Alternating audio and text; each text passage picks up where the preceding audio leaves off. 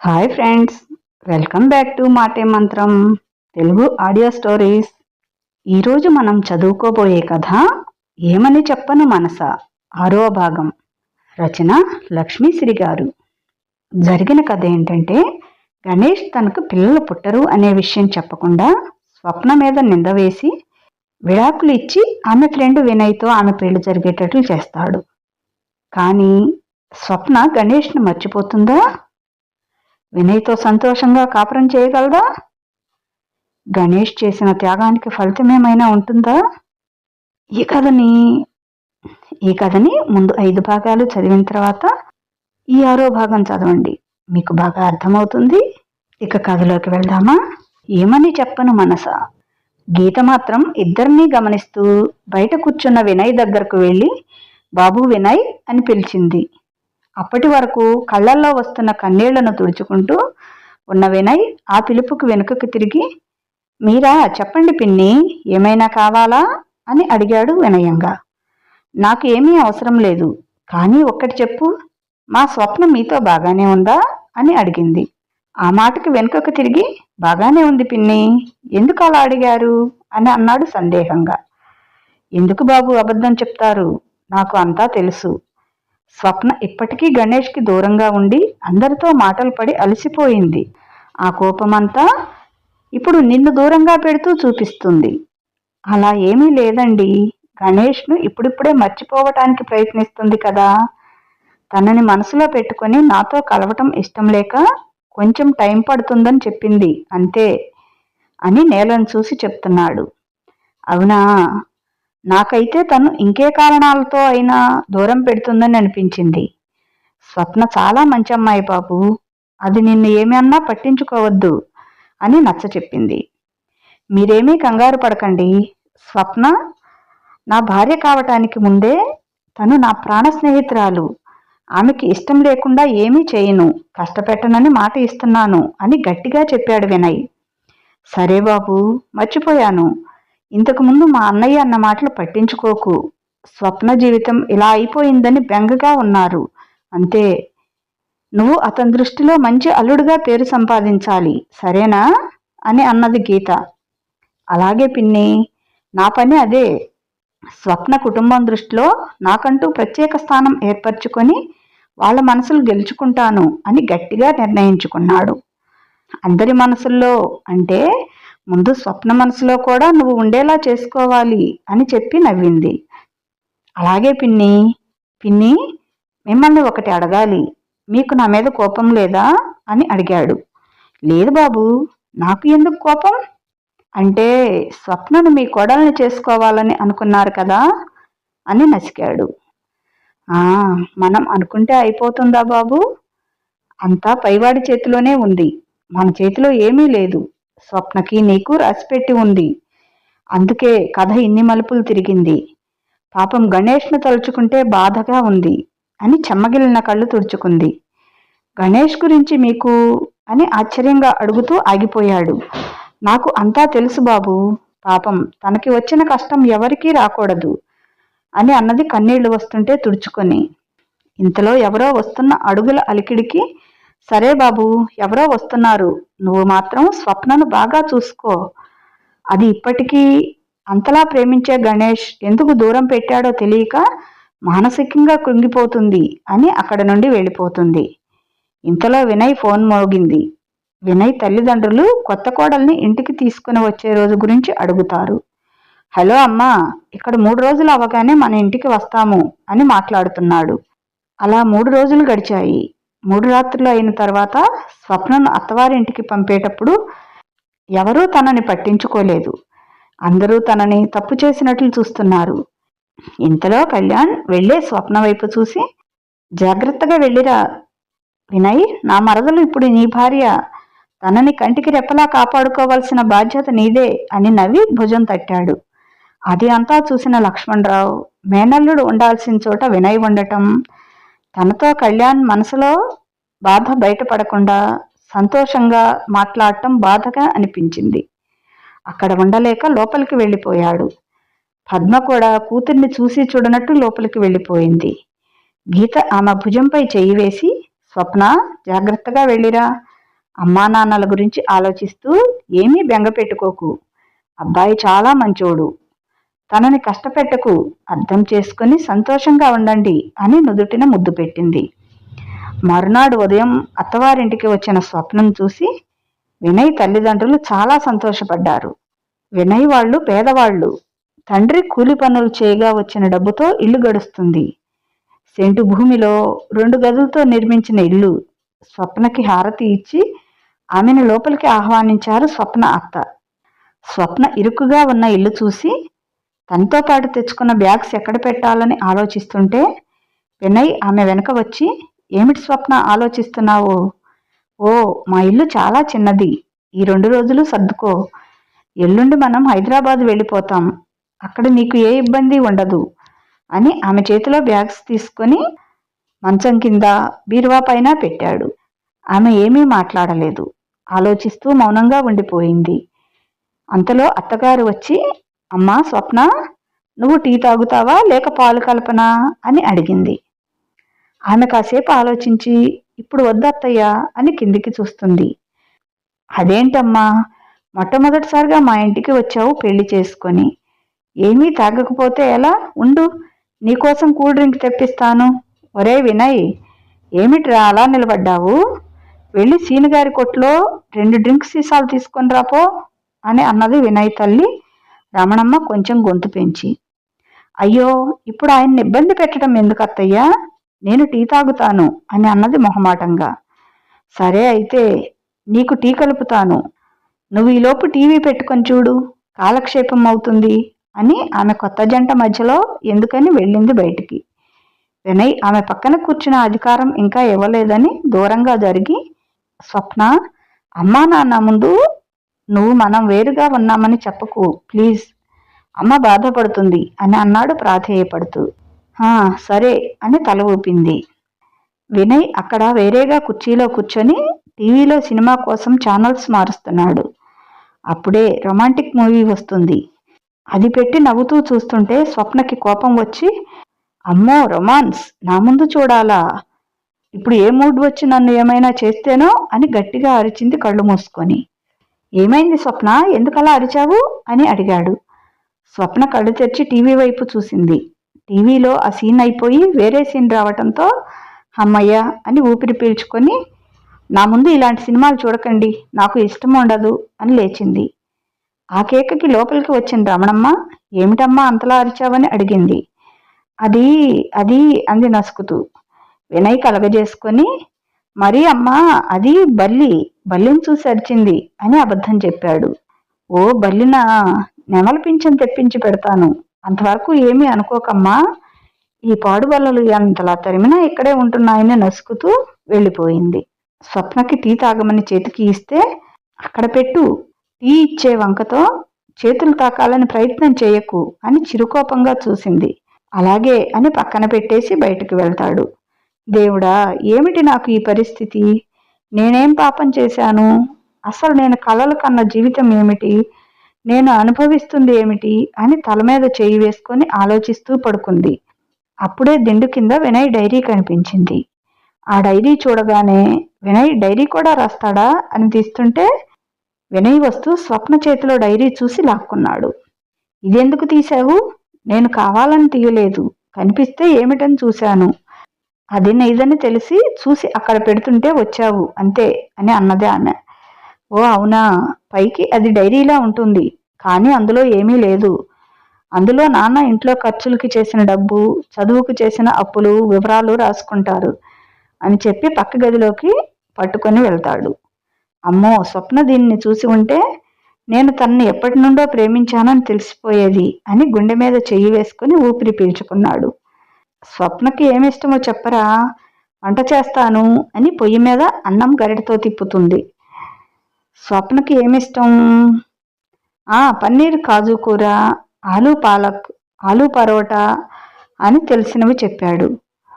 అవి విని వాటికి కావలసినవి ఏమీ లేవు, మజ్జిగ వంకాయలు తప్ప అని ఆలోచిస్తూ చీర కొంగులో దాచిన డబ్బులు తీసి లేనివి తెమ్మని చేతికి ఇచ్చి, సరిపోకపోతే మన ఖాతాలో రాసుకోమని చెప్పు అని అరిచింది. అమ్మా, నా దగ్గర ఉన్నాయి, నువ్వు ఉంచు నీ దగ్గర అవసరం వస్తే ఉంటాయని చేతిలో పెట్టేసి వీధి చివర పరిచయం ఉన్న సీనుగాడి కొట్టుకు వెళ్ళి కూరగాయలు అవి ఇవి కావలసినవి తీసుకుని వస్తాడు. దారిలో వస్తుంటే అందరూ, ఏరా వినయ్, ఎట్లా అయితే మంచి సౌండ్ పార్టీ ఉన్న అమ్మాయినే పట్టేశావని వెటకారంగా మాట్లాడారు. వాళ్ళని చూసి, నేను మీలా డబ్బుని అందం చూసి కాదురా, నేను మనుషుల మనసులు మంచితనం చూస్తాను అని విసురుగా సమాధానం చెప్పి ముందుకు నడిచాడు. అబ్బా, వీడికి పెళ్ళయిన తర్వాత మాటల్లో తేడా వచ్చిందిరా అని నవ్వుకున్నారు. దానికి మొగుడు మంచాన పడేసరికి బోరు కొట్టి వీడి పక్కలో పడుకొని ఉంటుంది. అది ఆ మాస్టర్ కంట్లో పడి గుట్టు చప్పుడు కాకుండా విడాకులు ఇచ్చేశాడు. ఆ తర్వాత చేసిన తప్పు సరిదిద్దుకోవాలి కదా, అందుకే వాడే వచ్చి వీడి చేత 3 ముళ్ళు వేయించాడు అని నవ్వాడు. వినయ్ అంటే ఇష్టం లేని ఒకడు. ఆ మాటకి వినయ్ వాడి షర్టు కాలర్ పట్టుకొని, రేయ్ ఏమిట్రా ఊరుకుంటే రెచ్చిపోతున్నారు, నన్ను ఏమైనాను, నా భార్య గురించి తప్పుడు కోతలు కూస్తే నాలుక చీరేస్తా అని కళ్ళు పెద్దవి చేసి బెదిరించాడు. కిటికీ దగ్గర నిలబడి బయట వాళ్ళ మాటలు విన్న స్వప్న కళ్ళలో నీళ్లు తిరుగుతున్నాయి. ఏడుస్తూ కిటికీ మూసి కింద కూర్చొని, నేనేమీ తప్పు చేయకపోయినా నా మీద తప్పుడు ఆరోపణలు చేస్తున్నారు దేవుడా, నేను ఇలాంటి మాటలు పడలేను అని చెవులు మూసుకుంది. వినయ్ వాడిని ఒక గుద్దు గుద్ది, ఎవరు చెప్పారా నీకు, భర్త మంచం మీద కదలలేని పరిస్థితిలో ఉంటే ఆడది అయినా భర్త ఉద్యోగం తను చేస్తూ తనని కంటికి రెప్పలా కాపాడుకుంది. కానీ మీరు మీ అమ్మా నాన్న రేయి పగలు కష్టపడి చదివిస్తే ఉద్యోగం కోసం ప్రయత్నం చేయటం మానేసి ఇలా వీధిలో కూర్చొని సొల్లు కబుర్లు చెప్పుకుంటూ టైం వృధా చేస్తున్నారు. ఇంత వయసు వచ్చినా ఇంకా వాళ్ళ సంపాదన మీదే ఆధారపడుతున్నారు. మారండ్రా, అమ్మా నాన్న కూడు పెట్టలేని చదువులు ఎందుకు, మీకంటే ఆడవాళ్లే నయం, కష్టాల్లో బయటికి వచ్చి ఉద్యోగం చేయాలని అనుకుంటారు. అలాంటి వాళ్ళని అమ్మాయిలని గౌరవించండి, తప్పుడు కోతలు కూసి బాధ పెడితే ఊరుకునేది లేదు అని తిట్టి ఇంటికి నడిచాడు.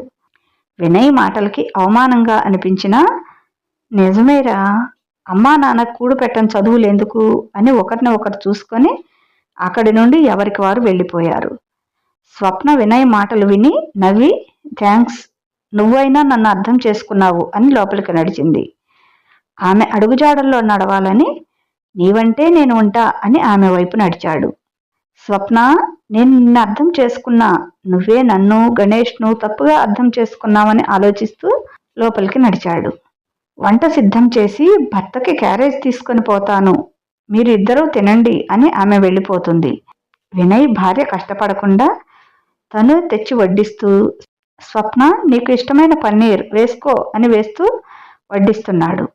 ఆమె మాత్రం అతను వడ్డిస్తూ ఉంటే మౌనంగా కూర్చొని తింటుంది. ఆమెకి కాలక్షేపం అవుతుందని టీవీ వేసి పాటలు పెట్టాడు.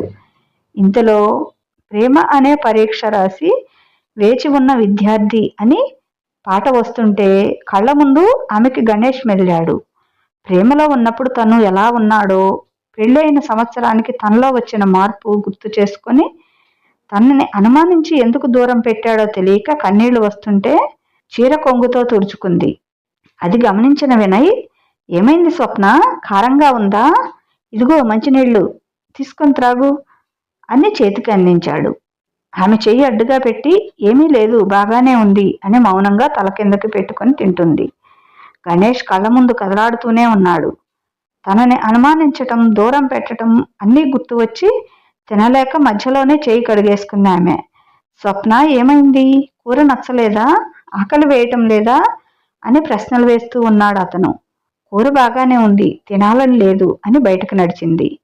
స్వప్న, నన్ను క్షమించు బంగారం, నువ్వు ఎంత పవిత్రంగా ఉన్నావో నాకు తెలుసు, కానీ నాకు నిన్ను దూరం పెట్టడానికి వేరే మార్గం లేదు. అందుకే మీ బావతో కంటే వినయ్తో అయితేనే నువ్వు సంతోషంగా ఉండగలవని నేను నీకు దూరం అవ్వాల్సి వచ్చింది అని గణేష్ కన్నీళ్లు పెట్టుకున్నాడు. అలా రోజులు గడుస్తున్నాయి. స్వప్న, వినయ్ సిటీలో ప్లాట్లో అద్దెకి దిగారు. స్వప్న గురించి ఎప్పటికీ అప్పుడు ఎలా ఉందని గణేష్ రోజు ఫోన్లు చేసి వినయ్ను అడిగేవాడు. స్వప్న సిటీలో వినయ్ వెళ్ళిన తర్వాత ఒంటరిగా అనిపించి ఆలోచిస్తూ కూర్చునేది. వినయ్ ఆమె ఒంటరిగా కూర్చొని ఉంటే బాధపడుతుందని, తనకి ఖాళీ సమయంలో బుక్స్ చదవటం ఇష్టమని తెలిసి తనకి వస్తూ బుక్స్ తెచ్చి ఇచ్చేవాడు. స్వప్న, నేను వెళ్ళిన తర్వాత ఒంటరిగా నీకు ఏమీ తోచడం లేదని బుక్స్ తెచ్చానని ఆమెకి కనిపించేలా ఎదురుగా పెట్టేవాడు. ఆమె సమాధానం చెప్పకుండా మౌనంగా ఉండేది. ఆమె అతను ఉన్నా లేకపోయినా ఎప్పుడూ ఒకేలా ఉండేది. వినయ్ ఆమె మాట్లాడకపోయినా తన బాధ్యతగా ఆఫీస్కి వెళ్తూ జాగ్రత్తలు చెప్పి వెళ్ళేవాడు. ఒకరోజు వినయ్ తల్లి ఫోన్ చేసి మాట్లాడుతుంది. స్వప్నకి అప్పుడే తన తల్లిదండ్రులు గుర్తుకు వస్తారు. అక్కడ సిటీలో ఎలా ఉందని ఆమె ఇంట్లో వాళ్ళు కూడా ఆమెను గురించి పట్టించుకోలేదు. అమ్మ, నాన్న, తాతయ్య, తమ్ముడు, మామయ్య తనతో అక్కడ నుండి సిటీకి వెళ్ళేటప్పుడు కూడా మాట్లాడలేదని బెంగ పెట్టుకొని రోజంతా ఏడుస్తూ కూర్చుంది. వినయ్ ఆమెను గమనించి గీతకి ఫోన్ చేసి ఒక్కసారి ఆమెతో మాట్లాడమని చెప్పాలని స్వప్నకి దూరంగా బయటికి వచ్చి ఫోన్ తీసి ఫోన్ కలిపాడు. ఫోన్ చేసేది ఎవరా అని అర్జున్ ప్రసాద్ చెవి దగ్గర పెట్టుకొని హలో అన్నాడు. హలో అంకుల్, నమస్తే. ఎవరు ఎవరు అని ప్రశ్నించాడు ఆ గొంతు తెలియక. నేనంకుల్, స్వప్న భర్త. స్వప్న భర్త అంటే మొదటి మొగుడా రెండో మొగుడా అని వెటకారంగా మాట్లాడాడు. ఆ మాటకి వినయ్కి కోపం వచ్చినా అదుపు చేసుకుంటూ నేను వినయ్ అంకుల్, అందరూ ఎలా ఉన్నారు అని అడిగాడు వినయ్. ఓ నువ్వా, బాగానే ఉన్నాంలే. నువ్వు మాకు ఫోన్ చేయటం ఏమిటి? మాపై ఎప్పుడూ లేని ప్రేమ ఇప్పుడేమిటి కొత్తగా అని నవ్వాడు వెటకారంగా. అదేంటి అంకుల్, మీరు స్వప్నకి మామయ్య అంటే నాకు కావాల్సిన వారే కదా. మీ గురించి మీ బాగోగులు తెలుసుకోవాల్సిన బాధ్యత నాకు ఉంటుంది కదా అని గౌరవం ఇచ్చి మాట్లాడుతున్నాడు. సర్లే, మాటలు బాగానే చెబుతున్నావు. ఇంతకీ ఫోన్ ఎందుకు చేశావో చెప్పు, ఏమి అవసరం వచ్చిందో అన్నాడు వెక్కిరింపుగా. అవసరం కాదంకుల్, అందరూ ఎలా ఉన్నారో స్వప్న ఫోన్ చేసి అడగమనంటే చేశాను. పిన్ని ఉందా బాబాయ్ అని అడిగాడు సందేహంగా.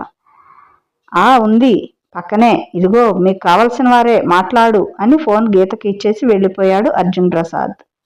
నాకు కావలసిన వారా, ఎవరా అని ఆలోచిస్తూ ఫోన్ తీసి చెవి దగ్గర పెట్టుకుంది గీత. హలో పిన్ని, నేను వినయ్ను. ఎలా ఉన్నారు అని అడిగాడు. నువ్వా బాబు, మేం బాగానే ఉన్నాం. నువ్వు ఎలా ఉన్నావు?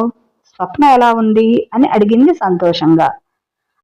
నేను బాగున్నాను పిన్ని. స్వప్న మాత్రం మీ అందరి మీద బెంగ పెట్టుకుంది. ఇక్కడికి వచ్చిన తర్వాత వాళ్ళ అమ్మా నాన్న ఫోన్ చేసి అడగలేదని బాధపడుతుంది. మీరు ఒక్కసారి ఫోన్ చేసి మాట్లాడించండి. వాళ్ళు మాట్లాడేలా లేరు బాబు. నేను స్వప్నతో ఫోన్ చేసి మాట్లాడతాను. నువ్వేమీ కంగారు పడకు అని మాట్లాడుతుంది. సరే పిన్ని, కళ్యాణ్ ఎలా ఉన్నాడు అని అడిగాడు. వాడు బాగానే ఉన్నాడులే. నువ్వు మాత్రం స్వప్నతో సంతోషంగా ఉండు. వాళ్ళ అమ్మా నాన్న మాట్లాడటం లేదని వాళ్ళ గురించి బెంగ పెట్టుకోకు, సరేనా? స్వప్నను సంతోషంగా ఉండేలా చూసుకో చాలు అని చెప్పి ఫోన్ పెట్టేసింది. వినయ్ స్వప్నను చూసి దగ్గరకు వెళ్ళి ఓదార్చలేక ఆఫీస్కు వెళ్ళిపోతాడు. తిరిగి సాయంత్రం వచ్చేసరికి ఫోన్లో మాట్లాడుతూ నవ్వుతూ కనిపించింది. వినయ్ ఆమె మొహంలో సంతోషం చూసి నీ మొహంలో చిరునవ్వు ఇలానే ఉండాలి స్వప్న, నీకు ఏ కష్టం రాకుండా చూసుకుంటాను అని ఆమె వైపు రెప్ప వేయకుండా చూస్తూ ఉండిపోయాడు. ఇంతలో ఫోన్ పెట్టేసి ఎదురుగా వినయ్ను గమనించి గాజులు చప్పుడు చేసి ఏమిటని అడిగింది సందేహంగా. ఏమీ లేదు, నువ్వు ఇన్నాళ్ళకి నవ్వుతుంటే ఇంతకీ ఫోన్ చేసింది ఎవరు అని అడిగాడు. మా గీతత్తయ్య అని చెప్పి స్నానం చేసి రండి, భోజనం వడ్డిస్తాను అని మాట చెప్పేసి లోపలికి వెళ్ళి సర్దుతూ ఉంది. సరే అని చెప్పి వినయ్ స్నానం చేసి బయటికి వచ్చాడు. స్వప్న వడ్డించటం చూసి తనతో మాట కలపాలని తింటూ సూపర్, చాలా బాగుంది. ఈ కూర నువ్వే చేసావా అని నోట్లో పెట్టుకొని ఊరిస్తూ తింటున్నాడు. ఆమె అది చూసి రోజు నేనే కదా చేస్తాను, అలా నువ్వే చేసావా అని అడుగుతున్నారు. రోజు నేనే చేసి పెడుతున్నాను కదా, నా వంటలు బాగోలేవా అని చిరుకోపంగా చూసింది. అలా ఏమీ లేదు, ఎదురుగా ఉన్న ప్లాట్లో ఒక అమ్మాయి ఉంటుంది. తను నేను వంట చేసుకోకపోతే వచ్చి తెచ్చి ఇస్తుంది. వాళ్ళు వచ్చేసారేమో అని అడిగా. ఒకవేళ తను చేసి ఇచ్చింది అనుకొని అని అన్నాడు. అమ్మాయి అంటే ఎప్పటి నుండి పరిచయం అని అడిగింది సందేహంగా. ఇక్కడికి వచ్చినప్పటి నుండి. నీకు వాళ్ళకి పరిచయం లేదు కదా. మనం ఇక్కడికి రావడానికి ముందు 10 రోజుల క్రితమే షిరిడీ వెళ్ళారు. రేపో మాపో వచ్చేస్తారు. తను వంట చేస్తుంది అని భోజనం చేసి చేయి కడుక్కొని వచ్చాడు. నువ్వు భోజనం చేసి త్వరగా పడుకో, నాకు నిద్ర వస్తుంది అని ఆవలిస్తూ వెళ్ళిపోయాడు వినయ్. స్వప్నకి మాత్రం ఏమీ తినబుద్ధి కాలేదు, నిద్ర రావటం లేదు. ఎందుకో వినయ్ ఆ అమ్మాయి గురించి, ఆమె చేసే వంట గురించి పొగుడుతూ చెప్తుంటే నాకు ఏదోలా ఉంది, నాకెందుకు కోపం వస్తుంది అని అటు ఇటు తిరుగుతూ పడుకోకుండా ఆలోచిస్తూనే ఉంది. వినయ్ మాత్రం అలా ఎదురింటి అమ్మాయిని మెచ్చుకునే సమయంలో స్వప్న కళ్ళలో కోపం చూసి నవ్వు వచ్చి నవ్వుకున్నాడు. స్వప్నను అలా దూరంగా పడుకోవటం చూసి, తన్ను దూరం నుండి చూసి తనతో ముందు ముందు జీవితం ఊహించుకుంటూ సంతోషపడి బహుమతి ఇచ్చినందుకు గణేష్ను మనసులో తలుచుకొని, గణేష్, నేను ప్రేమించే అమ్మాయి నిన్ను ప్రేమించింది అని నేను సంతోషంగా లేకపోయినా తను నీతో సంతోషంగా ఉండాలని నీతో పెళ్లి జరిగేలా చేశాను. కానీ విధి నీకు అన్యాయం చేసి మళ్ళీ స్వప్నను నా దరికి చేర్చింది అని ఆలోచిస్తూ ఎప్పటికో నిద్రపోయాడు. గణేష్ మాత్రం ఒంటరితనం నేస్తంగా చేసుకొని ఎప్పటిలా స్కూల్కి వెళ్తూ తన వృత్తిలో పడిపోయాడు. అనుకోకుండా ఒకరోజు గణేష్ స్కూల్ నుండి ఇంటికి వస్తుంటే స్వప్న తమ్ముడు ఫ్రెండ్స్తో క్రికెట్ ఆడుతూ కనిపించాడు. గణేష్ స్వప్న తమ్ముడితో మాట్లాడాలని తన దగ్గరికి వెళ్తాడు. గణేష్ తన వైపు రావటం చూసి కావాలని బాల్తో తనకి తగిలేలా కొడతాడు బంటి. గణేష్ తలను పట్టుకొని రక్తం చూసుకొని బాధపడుతుంటే బంటి బ్యాట్ పట్టుకొని దగ్గరికి వచ్చి, ఏ నొప్పిగా ఉందా? మా అక్క మనసుకు నువ్వు చేసిన గాయంతో పోలిస్తే ఇది చిన్నదే. దీనికి మందు రాసి కట్టుకడితే 10 రోజుల్లో నయం అవుతుంది. కానీ మా అక్కకి చేసిన గాయం ఎప్పటికీ అలానే ఉంటుంది. మా అక్కను ప్రేమని నమ్మించి మోసం చేసి వదిలేసినందుకు నిన్ను అప్పుడే చంపేయాలని అనుకున్నాను. మధ్యలో మా అక్క అడ్డం వచ్చి తిట్టింది, లేకుంటే ఈ పాటికి నీకు పిండం పెట్టేవారు అని ఆవేశంగా మాట్లాడుతున్నాడు. నువ్వు కోప్పట్టంలో తప్పులేదు కాబట్టి నేనేమీ అనను. అది సరే, కానీ చదువు ఎంతవరకు వచ్చింది? ఎగ్జామ్స్ బాగా రాశావా లేదా అని అడుగుతున్నాడు. నా చదువు గురించి నీకెందుకురా? నేను చదువుతా మానేస్తా, అది నా ఇష్టం అని పొగరుగా మాట్లాడుతున్నాడు 17 ఏళ్ల బంటి. అప్పుడే వెనక నుండి, సభాష్ నాన్న, నా కొడుకు అనిపించావు, ఇలానే ఉండాలి, ఇలానే సమాధానం చెప్పాలి శత్రువులకు అని లక్ష్మణరావు అంటున్నాడు. ఏంటి చూస్తున్నావు? నా కూతుర్ని నా మాట వినకుండా చేశావు. ఇప్పుడు నా కొడుకుని కూడా మాటల్లో పెట్టి చెడగొట్టాలని చూస్తున్నావా? వీడు వీళ్ళ అక్కలా అమాయకుడు కాదు. మాతో మాట్లాడాలని, కలవాలనే ప్రయత్నం చేయకు. అయినా నీతో మాకేం సంబంధం ఉందని మాట్లాడటానికి? మా అమ్మాయిని వద్దని దూరం పెట్టిన మనిషి మాకు అవసరం లేదు అని కోపంగా చెప్పేసి వెళ్ళిపోతాడు. గణేష్ వాళ్ళ వైపు చూసి, నేను ఎట్టి పరిస్థితుల్లో ఇలాంటి నిర్ణయం తీసుకోవాల్సి వచ్చిందో మీకు తెలియదు మామయ్య.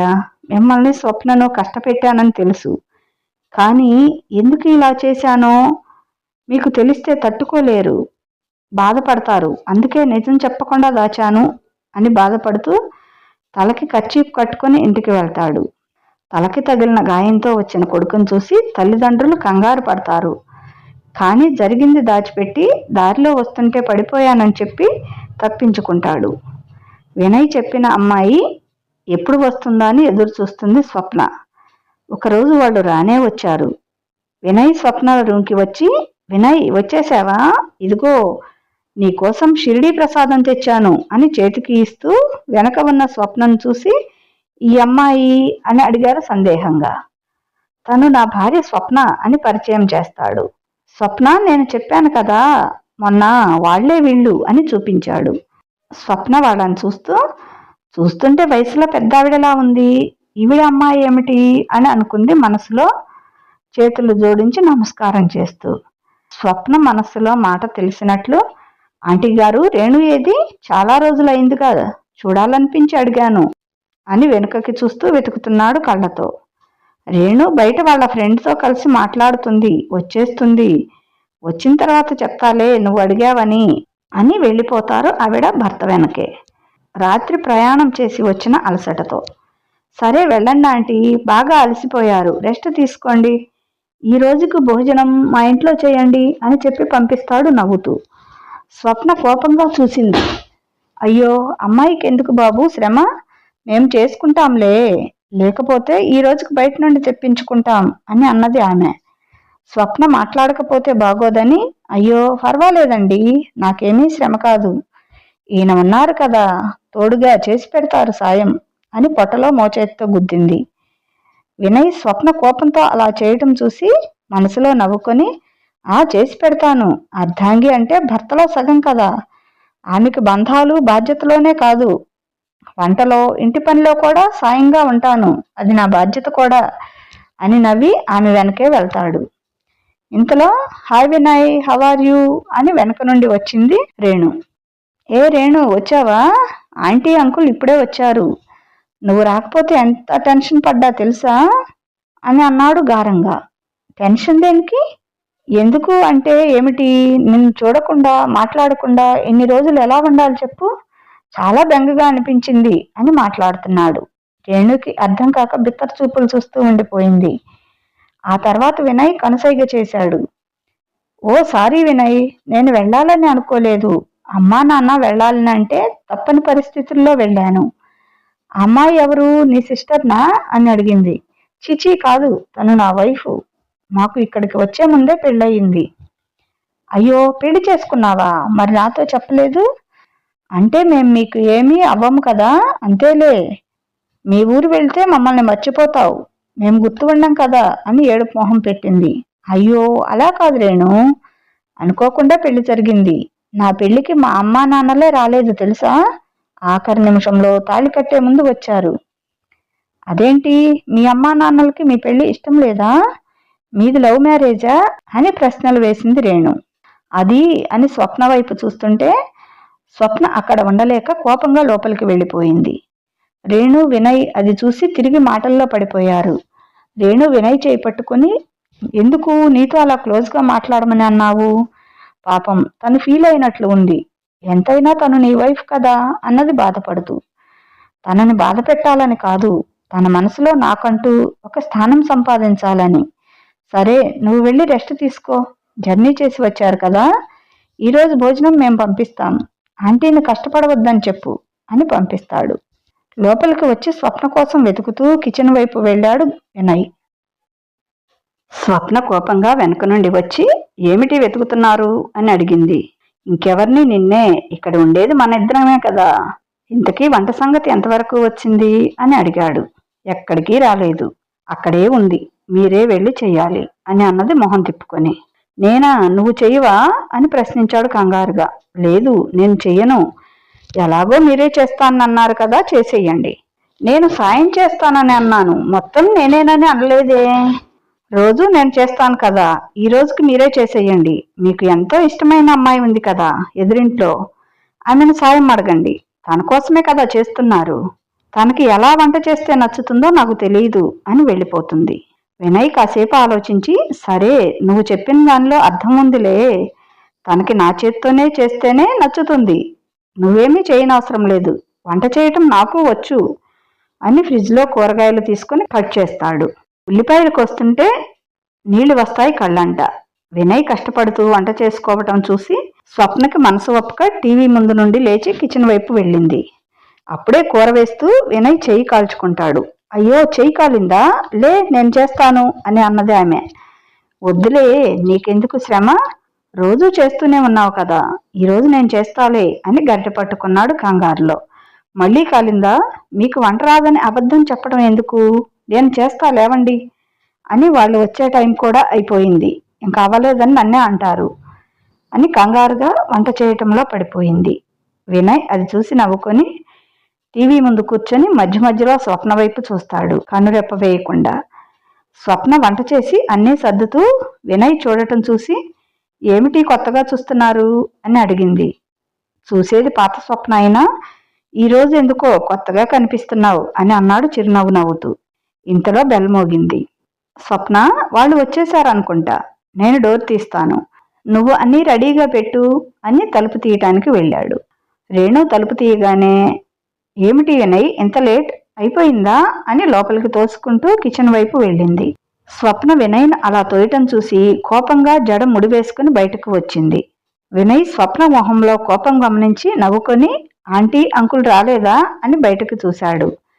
వస్తున్నారు, రాకపోతే నువ్వు బాధపడతావు కదా, ఇంతకీ ఏమేమి స్పెషల్స్ చేశారు నా కోసం అని డైనింగ్ టేబుల్ దగ్గరికి వెళ్ళి మూతలు తీసి చూస్తుంది. అప్పుడే వాళ్ళ అమ్మ నాన్న కూడా రావటంతో వినయ్ నవ్వుతూ వాళ్ళని రమ్మని భోజనం వడ్డించమని భార్యకి సైగ చేశాడు. స్వప్న కోపం అదుపు చేసుకొని వాళ్ళకి వడ్డించడానికి నవ్వుతూ ముందుకు కదిలింది. స్వప్న వినయ్ పక్కన కూర్చొని భోజనం చేస్తున్న రేణుని చూసి చూడనట్లు వదిలేసింది.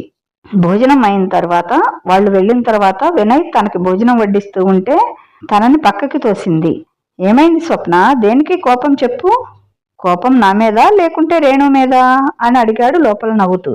నాకెందుకు కోపం? మరి భోజనం ఎందుకు చేయటం లేదు చెప్పు? నాకు ఆకలిగా లేదు, అందుకే వద్దు. కావాలంటే నా వాటా కూడా నువ్వే తినేయి ఈ పూటకి అని పడుకుంది. నాకు అర్థమైంది, నీకు రేణు మీదే కోపం. తను నాతో చనువుగా ఉండటం నువ్వు తట్టుకోలేకపోతున్నావు కదా. అలాంటిదేమీ లేదు. అయినా నువ్వు తనతో చనువుగా ఉంటే నాకేంటి? అదేంటి, నేను నీ భర్తను కదా. ఇప్పుడు పరాయి అమ్మాయితో మాట్లాడితే కోపం వస్తుంది కదా, అలా కోపం వచ్చిందేమోనని. కోపమా? ఎందుకు? అయినా నిన్ను నేను భర్త అనుకుంటే కదా. కోపం ఎప్పుడూ ఇష్టమైన వాళ్ళ మీదే వస్తుంది. నీకు నాకు ముందు ఉన్నది స్నేహం.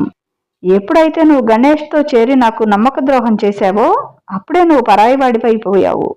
నీ మీద నాకు ఉన్న ఇష్టం అసహ్యంగా మారిపోయింది. అలా మారిపోవడానికి కూడా కారణం నువ్వే. నీకు నాకు ఏమీ సంబంధం లేదు. ఈ తాళి ఉన్నది అంటే నలుగురి దృష్టిలో భార్యాభర్తలం అని చెప్పుకోవడానికి మాత్రమే, కానీ నా దృష్టిలో నీకు ఎప్పటికీ ఆ స్థానం లేదు అని విసురుగా సమాధానం చెప్పింది ఆమె. వినయ్ ఆమె మాటలకి బాధపడి నేల మీద కూలబడి కన్నీళ్లు పెట్టుకున్నాడు. అలా రోజులు గడుస్తున్నాయి.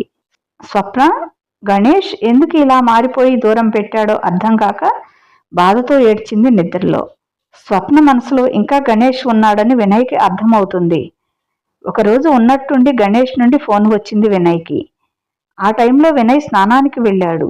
స్వప్న ఫోన్ మోగటం చూసి ముందు పట్టించుకోలేదు. తర్వాత ఎవరో చూద్దామని ఫోన్ దగ్గరకు వెళ్ళింది. ఫోన్లో గణేష్ నంబర్ చూడగానే కోపంతో ఫోన్ పగలగొట్టబోయింది. కానీ తన కోపాన్ని అదుపు చేసుకొని ఫోన్ పక్కన పెట్టేసి వెళ్ళిపోయింది. వినయ్ ఫోన్ మోగటం చూసి స్వప్న పనిలో ఉందని ఎవరా అని టవల్ చుట్టుకొని వచ్చి చూశాడు. కంగారు పడుతూ స్వప్నకి దూరంగా వచ్చి, హలో గణేష్, ఏమిటి ఫోన్ చేశావు? నేను ఇంట్లో ఉన్నాను, మళ్ళీ ఫోన్ చేస్తాను అని పెట్టేసి వెనకకి తిరిగాడు. స్వప్న కోపంగా వినయ్ వైపు చూసి పట్టించుకోనట్లు లంచ్ బాక్స్ పక్కన పెట్టి, ఇంట్లో కూరగాయలు లేవు, వచ్చేటప్పుడు తీసుకురండి అని తెల్ల కాగితం మీద రాసిపెట్టి వెళ్ళిపోయింది. స్వప్న వినయ్తో మాట్లాడటం లేదు. ఇద్దరి మధ్య మౌనం రాజ్యమేలుతుంది. వినయ్ అది చూసి ఆఫీస్కు బయలుదేరి వెళ్ళిపోయాడు. వీళ్ళిద్దరూ నా దగ్గర ఏదో దాస్తున్నారు, ఏమిటో తెలియటం లేదు అని వెళ్ళే వినయ్ వైపు చూస్తూ నిలబడిపోయింది. వినయ్ అనుకోకుండా వెనక్కి తిరిగి చూశాడు. స్వప్న వినయ్ చూడటం చూసి లోపలికి వెళ్ళిపోతుంది. హలో గణేష్, చెప్పు, ఏమిటి ఫోన్ చేశావు, ఎలా ఉన్నావు అని కుశల ప్రశ్నలు వేశాడు వినయ్. నేను బాగానే ఉన్నాను, స్వప్న ఎలా ఉంది, మీ ఇద్దరు సంతోషంగా ఉన్నారా లేదా అని ప్రశ్నల మీద ప్రశ్నలు వేశాడు. ఉన్నామంటే ఉన్నాం, కానీ స్వప్న నాతో ముందులా మాట్లాడటం లేదు. నువ్వు నేను కలిసి తనకి నమ్మక ద్రోహం చేశామని ఏడుస్తుంది అని జరిగిందంతా చెప్పాడు. గణేష్ అది విని బాధపడ్డాడు. ఒకటి మాత్రం నిజం, స్వప్న నిన్ను మర్చిపోలేకపోతుంది. నువ్వు ఎందుకు దూరం పెట్టావో తెలియక రోజు రోజుకి పిచ్చిదైపోతుంది. తను అలా చూస్తుంటే నాకు బాధగా ఉంది, కానీ ఏమీ చేయలేని స్థితిలో ఉన్నాను. నేనే నీకు ఫోన్ చేసి చెప్దామని అనుకున్నాను, కానీ ఈలోపు నువ్వే ఫోన్ చేశావు. సరే, నువ్వు బాధపడకు. స్వప్న నన్ను మర్చిపోయి నీతో సంతోషంగా జీవితం పంచుకునేలా చేస్తాను. నువ్వు ఎక్కువగా ఆలోచించి బాధపడకు, సరేనా అని ధైర్యం చెప్పి పెట్టేశాడు గణేష్.